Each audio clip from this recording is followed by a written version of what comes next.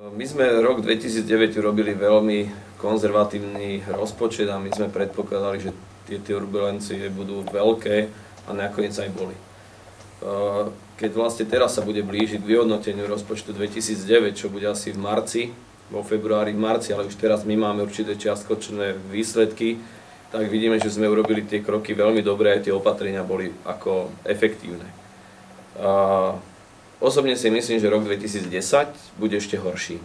To znamená, že bude náročnejší a určite problémovejší, pretože aj vláda, celý model v tomto štáte ide trošku určitou zotrvačnosťou a všetci to modelovo nachystajú tak, aby obrazne povedané do veľkých volieb, do toho 12.6. sa zázračné veci neudiali, aby sa nabudil ten dojem, že všetky veci fungujú. A potom ja predpokladám po tom júni dosť veľký finančný prepad v príjmoch. Čiže na túto skutočnosť, na túto udalosť sa musíme nachystať. Už aj z toho dôvodu, že vlastne ľudia nechcú vidieť, že není peňazí, nedá sa, nič sa nebude robiť, takže tá aktivita určite bude musieť byť nejaká.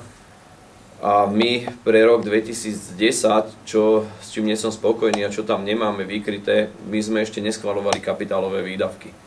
A tam sa musíme trošku nachystať, ktoré veci ešte ideme robiť, okrem toho spomínaného cintorína, okrem spomínaných svetiel a okrem pripravovaných chodníkov a lavičiek a osvetlení. Tieto veci ako ideme pripraviť, takže ešte sa ideme nachystať možno na ďalšie akcie, ktoré si musíme premysleť, ale väčšiu časť peňazí nám zlikviduje bytová výstavba, pretože sme rozbehli pomerne rozsiahlu bytovú výstavbu a chystáme sa odovzdať každý rok približne 92 až 96 bytových jednotiek a s tým súvisí aj infraštruktúra. A potom je to vlastne ešte ďalšia možná výstavba, ktorú budú realizovať súkromné spoločnosti a dajme tomu aj na vyšší územný celok. A ďalší fakt, ktorý je a ktorý chcem počiarknúť, že prečo vlastne nechceme používať finančné prostriedky mesta na priame investície, to, že my sa chceme sústrediť na spolufinancovanie grantov z Európskej únie. Čiže oveľa efektívnejšie je, ak dostanete nejaký grant za 100 miliónov a urobíte spolufinancovanie za 5 miliónov, pretože dáme 5% spolufinancovanie. Je tam trošku problém ešte s predfinancovaním, ale to nechcem riešiť. Takže tam my skorej hľadáme všetky možnosti, ako robiť granty a projekty. Nie je to zase úplne jednoduché, ale budeme robiť ešte šuplíkové projekty. To je veľmi dôležité, pretože príde čas 2011 až 2012 a všetci budú nervózni s tým, že sa nečerpajú prostriedky z EÚ a potom budú mať šancu aj možno ostatní alebo šuplíkové projekty, pretože bude snaha tie peniaze vyčerpať. Čo v tých šuplíkoch máte napríklad?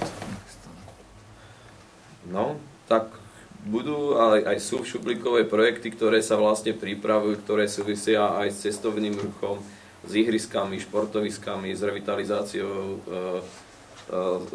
sídelných celkov. Sú tam nejaké veci, ktoré by sme chceli dotiahnuť, nejakú železnicu medzi autobusovou stanicou a železničnou stanicou a tak ďalej a také projekty.